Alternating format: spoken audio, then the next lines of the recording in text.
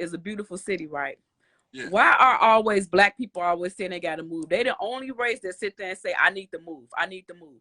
We run from each other. We're not running from no other race but each other, right? So who's the problem? Us. Chicago, let's look at it like this too.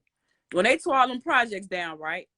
Black people that never know that was the best part of the city. You know how much it costs to live down there now? Mm-hmm. They want you to leave the city. You know why? Once you leave the city, they're going to own everything in it and you cannot come back. Mm-hmm. So I believe this. We are the cause of our own problems. We can't keep pointing the fingers. It's us. It has to do with like growing up when your parents saying, I love you.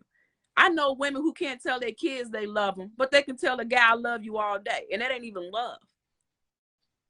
It's like we want to sit here and say, well, we grew up this, then other. We can't keep rationalizing everything. We got to take some accountability. Say, you know what? We keep making the choices because it's like when it's a sale, when it's a dance, when it's everything on Instagram, TikTok, we can follow it like a pro. But when it comes to doing something righteous, it's a problem. That's not a problem. We don't want to take accountability for anything. Why would you want to live around a bunch of people who don't even want you around them? Most white people, they'll accept one or two of us in their neighborhood, but they don't want all us in their neighborhoods. They don't want us in there. And once we start coming to their neighborhoods, guess what they do? Take flight. Take flight. They want only a few of us in their neighborhoods, not all of us. We should be able to live around each other in peace. We should be able to walk down the street in peace. We should be able to ride the bus in peace. We should be able to drive in our cars in peace. Everything should be in peace. So it's like we are the issue with each other. Now, when they spoke on Section 8, I'm going to say this. I noticed, and I'm speaking on some of the women and their kids. It don't be the women who primarily on Section 8. It be the men that they entertain in their house. It be the men that they bring in. Because I understand, a lot of times women have multiple kids and there's no father around. She does become lonely. I get it. And that guy knows that. And guess what? He moves right on in. And it be some guy who's not about anything. And this is a cycle. You see it throughout the neighborhoods. You see the chaos. You ain't gonna let one down on you, are you? What you say? Hell no. Hell no. But the thing is, it's like too much in our neighborhoods. It sometimes don't even be their kids. It be the men that they date. How many women you know, the type of guys they date, he on Facebook posting his blunts and all that right up in her house, showing pistols right up in her house. And then she decide, I'm going to move out this neighborhood. I'm going to move somewhere else. And she bring her problem right with her. We bring our problems with us. Everywhere we go, we bring in our problems because the mentality sits there.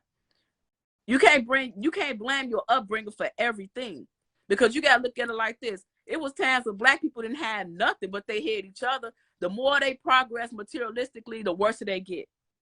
The worse they get because they forget the whole struggle. Oh, I'm able to buy nice clothes and nice shoes, but my man is so messed up. I used to work up north on Clark and Devon, right? And you see the buildings that's over east, it was buildings like that on Clark and Devon. Them white folks didn't stand out where they lived at. They didn't do none of that because they cared about their property value. Our people, unfortunately, some of us, when they move somewhere, they stand around. They don't care about nothing. They don't. And then they wonder why no one wants to live around them. It's the mentality. We're going to stay running from each other. Okay, you can move in a suburb, but like I stated before, they only accept a few of us. They don't want a bunch of black people to living around them. They don't, because they feel like it's going to bring their property value down. And you see it all the time, like Calumet Park, all these places, it's the same havoc. It's the same havoc. When they tore all them projects down, now they built all that stuff up. It's so expensive to live down there. They built it all up. And then people think they're going to allow them to come back. No, they're not. So you can destroy it again. You know, you can't keep blaming, childhood. You can't keep blaming it. That is not an excuse to act uncouth. It's not. Self-respect goes a long way. You ain't got to have the best of clothes, shoes, nothing, but to have some self-respect. A lot of them don't have no self-respect. A lot of us, when you walking down the street, you can't even look at us a certain way. Some of us, what you looking at? They rolling their eyes. They always mad and angry.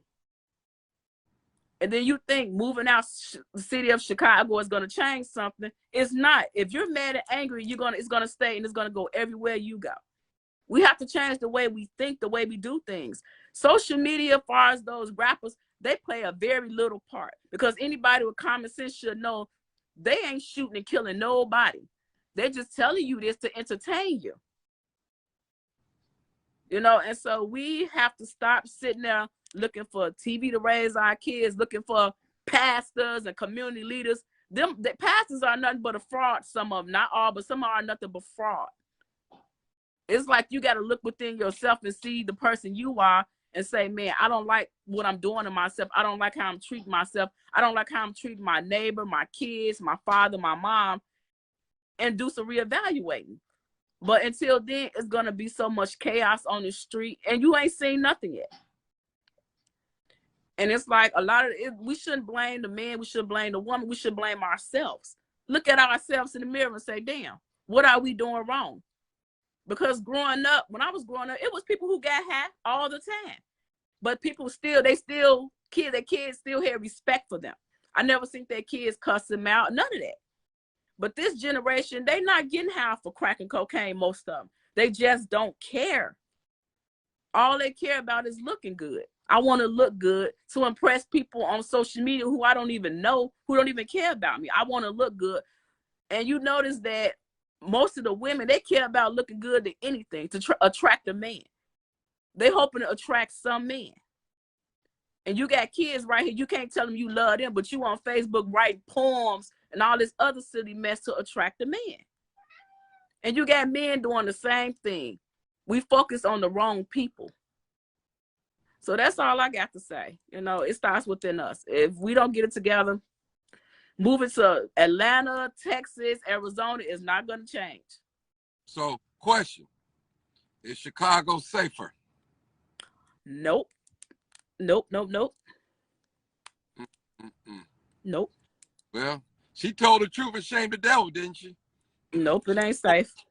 It's not safe? Wow. Nope. Thank you, sister. Thank You're you. welcome. She made me come on.